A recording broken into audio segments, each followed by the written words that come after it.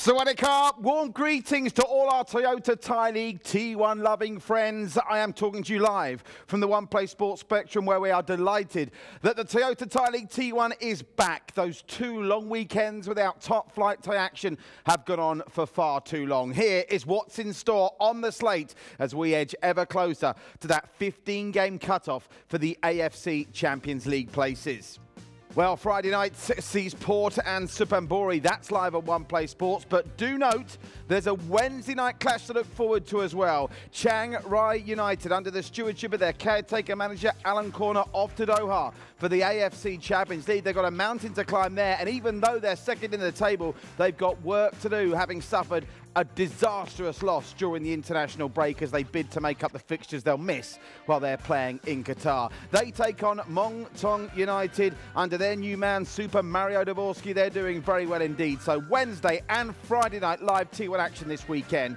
BG Patum, the league leaders on Saturday, will see them in action against the Sharks of Chonburi. Can the Sharks do what no other team have done so far this season and serve up a loss to BG Patum? The Kidder Woffs are banging trouble at the wrong end of the table. PT Pratchett at home against the team that picked up their first win of the season just before the international break, Rayong, and there's been a managerial change there as well. We'll tell you about that in a minute. Trat did find some form before their most recent loss to Rayong. They entertained True Bangkok United, at one point runaway league leaders, now desperately trying to claw themselves back into the Champions League race. Ratchaburi up against Samut Prakan City, and then on Sunday, Mongtong United and Nakhon Ratchasima and Sukhothai take on Buriram. You can't help but be impressed by the way the Firebats beat Chiang Rai last time out, and Buriram in very unfamiliar territory. What are we, 10, 11, 12 games in? They're closer to the relegation places than they are the battle for the AFC Champions League places.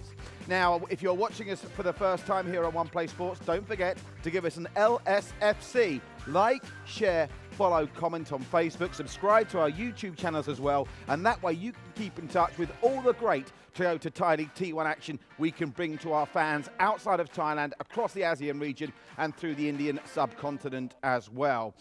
The Toyota Thai League T1 has never been as popular, and here is one of the reasons why. So many big names from across the ASEAN region who aren't Thai now applying their trade in the top flight of Thai football. This list, by the way, is going to change quite dramatically, I reckon, over the course of the next month. But let's go through the names that are currently occupied and the clubs to which they're attached to in Toyota Thai League T1. The Filipino stopper, Michael Fulksgaard at True Bangkok United. Kevin Ingresso, another Filipino at Buriram. BG Patum have Noor Shirul. Irfan Fandi nearly back from that shoulder injury. All the best to Irfan and the Filipino Alvaro Silva. Chiang Rai United have none, but I guarantee you that will change when the transfer window opens. Chonburi have Kali Lemurga. Mongtong, Daisuke Sato, the Japanese Filipino, and the #1 stopper, some say, in Southeast Asia, Dang Van Lam. Nakhon Ratchasima, again, none at the moment. That could change. Port FC, well, the transfer window is opening soon. Goodness only knows what's going to happen at Madame Pang's Port FC. Moving on to PT Pratchett, where Yanto Basna started the season very strongly, but he's in a struggling team at the moment. Yanto Basna, the centre-back for Indonesia. They've got Sukaphone from Laos, Ian Ramsey from the Philippines, Rayong have the Laotian Uthilath, Police Tero with Dominic Tan, and how impressive did Mahamadou Sumara look when he came off the bench, only for a cameo in that 5-0 defeat at Suphanburi, but he looks the business, Mahamadou. I'm looking forward to seeing him in action in a Tero shirt. There are 3 Filipinos at Ratchaburi, and again, transfer window suggesting that might all change, but for now, Javier Patino, Luke Wood and Justin Bass are wearing the colours of Ratchaburi. Samut Prakan City. Now, Patiwat's red card, and Iswan Mabud of Singapore grabbed his opportunity between the sticks of Samut Prakan City. He's been saving penalties left, right and centre. It's going to be a real battle for the #1 jersey at Samut Prakan City for the rest of the season. Sukhothai, Zormin Tan of Myanmar was part of that Sukhothai team that did a number on Chiang Rai recently. Suphanburi have Patrick Dato and Patrick Raichel. They've been amongst the goals of late. And Trat have the Myanmarese Song Lang Mang and Amani Alganado of the Philippines. And talking of Myanmar, some more news we're about to bring you. Myanmar's biggest footballing name could be coming back to Thailand. So with all that said, let's run you through now the news that's been happening over the course of the last 2 weeks. Obviously, we've had the odd game here and there, make-up fixtures from before COVID and some make-up games for Chiang Rai United. But by and large, we've been starved of Thai football over the last 2 weeks, save for a big game that happened at the weekend. It's becoming an annual tradition now to have the Thai League All-Stars take on the national team, and it was a thrilling game this time round at the weekend. It finished 2 each. Baras Tardelli and Leandro of Nakhon Ratchasima on the score sheet for the All-Stars. Manuel Bia and Panupong getting the goals for the Thai national team. Interesting to see how Thailand get on when international football gets back to normal here in Southeast Asia, because the Suzuki Cup is not too far away. So that's one bit of news to bring you. Another bit of news is a managerial change. I mentioned Rayong. Now, you remember Masami Taki? I'm sure you do. He was at Chiang Rai, started the AFC Champions League campaign, but he was only on a one-year contract. And with COVID, the contract expired, and Chiang Rai decided not to stick with him. They've gone with the caretaker slot for Alan Korn. There was some rumour that the man who's currently in charge at the Lion City Sailors, Aurelio Vidmar, might go there, but that hasn't happened. So they're going with Alan Korn. But what now for the Japanese Masami Taki? Very experienced, as he's going to swap a Champions League campaign and a possible title defence tilt at Chiang Rai for a relegation battle with Rayong. That's right. Masami Taki is the new man in charge of Rayong. He takes over from Arthur Bernardes, and he goes in there, of course, with Rayong having won their first game of the season. And the way the league's been this year, even though they're marooned at the moment, quite away from safety, 3 straight wins, and it could all change. So that's one big managerial in and out, if you like. In terms of players, well, you know how the old saying goes, the 23rd of December is when the transfer window opens, and it's a bit like this, I suppose. It was 2 days till Christmas, and it's all about to go nuts. I think that's what's going to happen. The T1 transfer window is always very lively, no more so than when so many teams are in contention for major honours. The last I heard, teams were allowed to change 5 foreigners and 5 Thai players. And believe me, if you're new to Thai football, there is going to be plenty of movement. One move that's supposed to have already happened, although as I spoke to my dear friend Paul Murphy of Thai League Central earlier on today, he said to me, until you see a photo of this player with Madam Pang, assume it's not confirmed. That player is Yannick Boli, who's assuming to go from Ratchaburi to Port. They're saying that Heberty might be the man to make way, but whatever happens with Port FC, you've got to have eyes in the back of your head. But as it stands, Yannick Boli, we're told, is going to go from Port to Ratchaburi. And one other big piece of news in terms of ASEAN football, Myanmar in particular, is Ang Tu. He's already had a couple of stints in Thailand with Police Tero and with Mongtong. Certainly, I saw him play in the flesh of Police Tero. We know how much talent he's got. Can you believe Ang Tu's still only 25? It's extraordinary.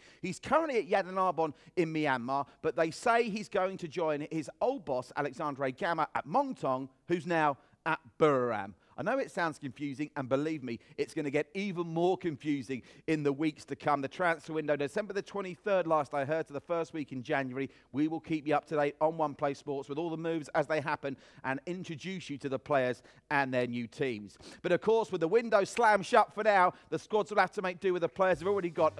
So there's you up to date with all the latest news. Before we get stuck into this week's games, let's remind you of what happened during the international break, because there were 3 games. Chiang Rai playing the matches they'll miss, some of them anyway, while they're away at the Champions League in Doha. And Buriram, with that game in hand they had, and boy did they take advantage, thumping Rayong by 5-1. But Chiang Rai United eat past Police Tero, but that Sukhothai defeat was very worrying, and so worrying was the form of Bill, their striker, who didn't look in the best of nick. So Chiang Rai United, they may be second in the table at the moment, but I'm not sure with the games they've already played that they're not going to be overtaken. Let's check in now with that league table.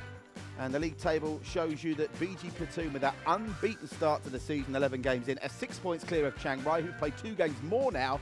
Port are the ones to watch. Port will bring more players in the transfer window. They've got a game in hand on BG Platoon. They win that, there's only 4 points in it. Ratchaburi, well, they say they're about to lose Yannick Boli, but they are still in possession of the 4th and final AFC Champions League place. Sukhothai, they're used to fighting relegation, but now they're battling out at the top. Can Sukhothai come on with a final surge? They've certainly got a man in top form in John Baggio. The Sharks of Chonburi with Kyan, they've gone a bit quiet of late. Suphanburi, can't write them off. Suphanburi Lurkers and Mongtong for the first time this season in the top half of the table. And how many points are they off from the Champions League places? Just 4. And with Super Mario Jaworski making an impact, don't rule them out. While at the bottom, somebody pinch me. What on earth are Buriram doing 11 games in, closer to the relegation places than they are the Champions League places? Surely Alexandre Gamma's going to sort that out and turn them round. We shall see. With the relegation battle at the bottom, Masami Taki takes on Rayong, with Rayong 6 points clear of safety. Can they make up that ground? They at least did get that first win of the season against Trap before the break,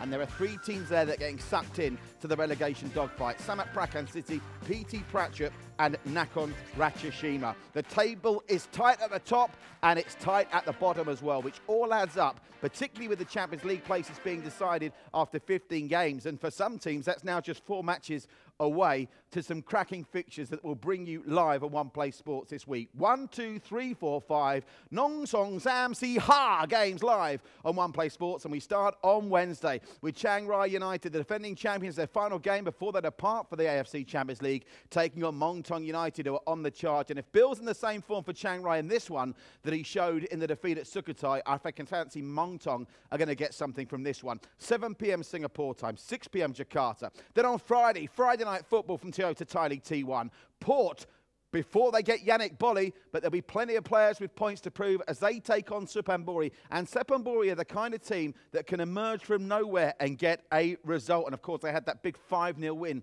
against Police Terror just before the international break. So that's Friday. Then we go on to Saturday. The action just keeps on coming thick and fast. The unbeaten league leaders. This one might come a bit too soon for Irfan Fandi on his way back from a shoulder injury, but the Rabbits take on the Sharks. Chonburi, can they be the first team to beat BG Platoon this season? 7 p.m. Singapore time, 6 p.m. Jakarta, multi-language commentary available in selected regions. You want more, I hear you say? Well, there is more. That's just a third of 5. We're bringing you a double-header on Sunday. Mongtong United, we'll see them twice over the course of the next 5 days, and if they pick up 6 points from the 2 games that we show, I tell you what, I fancy they will finish in the top 4 after 15 games. They take on the SWAT Cats of Nakhon Ratchashima, who are battling relegation, but at least their man, Leandro, I should say, did get in the goals in that all-star matchup. 7 p.m. Sunday, 6 p.m. Jakarta. Again, multi-language commentary available. And there's one more game to bring you, and what a game this is. I'm licking my lips at the prospect of the Firebats against the Thunder Castles. Buriram have got to start picking up maximum points,